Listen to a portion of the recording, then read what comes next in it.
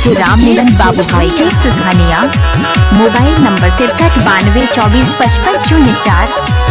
होलियो में घर न आइल काहे ड्राइवर सजना हो। होलियो में घर न आइल काहे ड्राइवर सजना हो। आज रंगवा कवन लगाई ए राजा हो। आज रंगवा कवन लगाई मोर छछने बदनवा हो हो।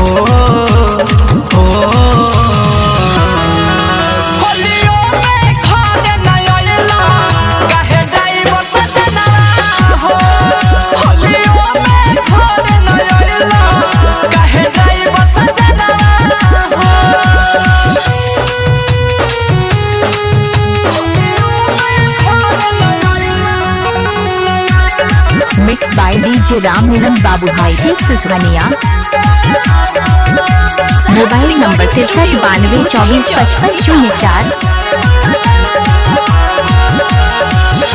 फोनमा पकहल जबन बतया दपहरे चढ़ी गइले फागुन सैया ओहिलन हरे। फोनमा पकहल जबन बात याद पहरे चढ़ी गइले फागुन सैया होइलन घरे।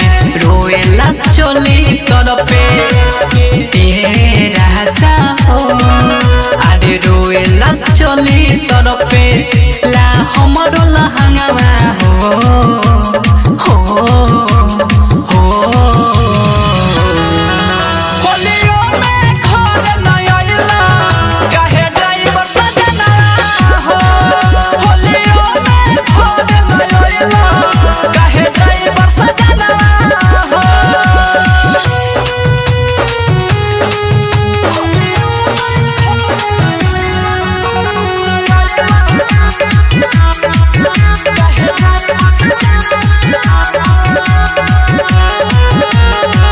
Mix by DJ Ram Milan बाबू भाई।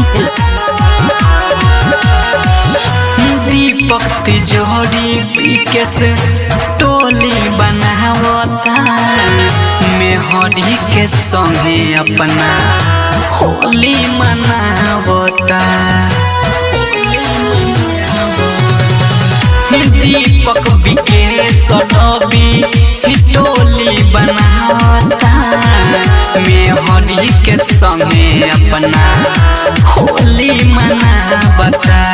राजू रविंद्र सुनो ए राजा हो। आदि